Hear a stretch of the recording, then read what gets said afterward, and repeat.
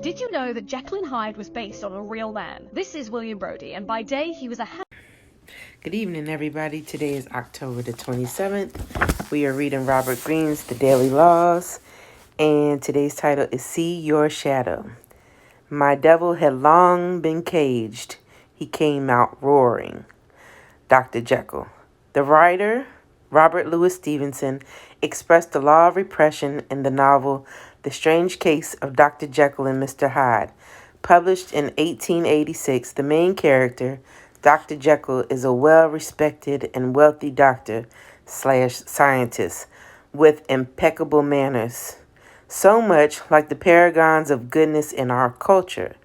He invents a concoction that transforms him into Mr. Hyde, the embodiment of his shadow, who proceeds to murder and rape and indulge in the wildest of sensual pleasures. Stevenson's idea is that the more civilized and more moral we outwardly become, the more potentially dangerous is the shadow which we so fiercely deny. The solution is not more repression and correctness. We can never alter human nature through enforced niceness. The pitchfork doesn't work, nor is the solution to seek release for our shadow in the group, which is volatile and dangerous. Instead, the answer is to see our shadow in action and become more self-aware.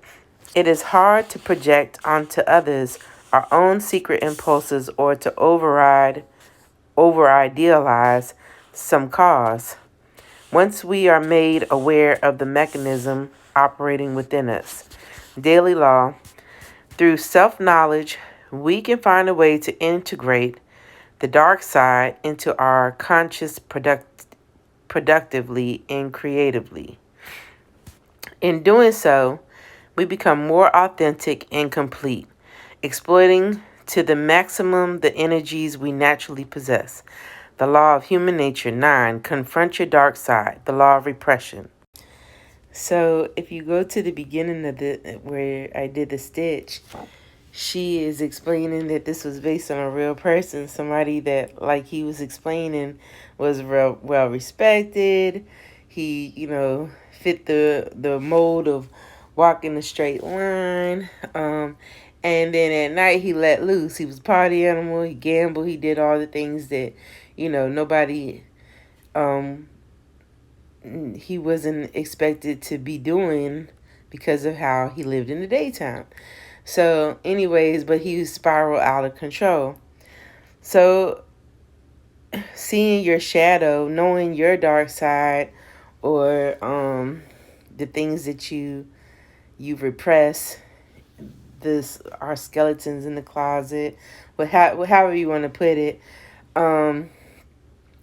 you have to find a healthy balance. You have to have a way to outlet, whether it's your thoughts, what you do. You can't just always just walk the straight line. Sometimes you gotta get a little wild and let it loose. My outlet is I like to dance.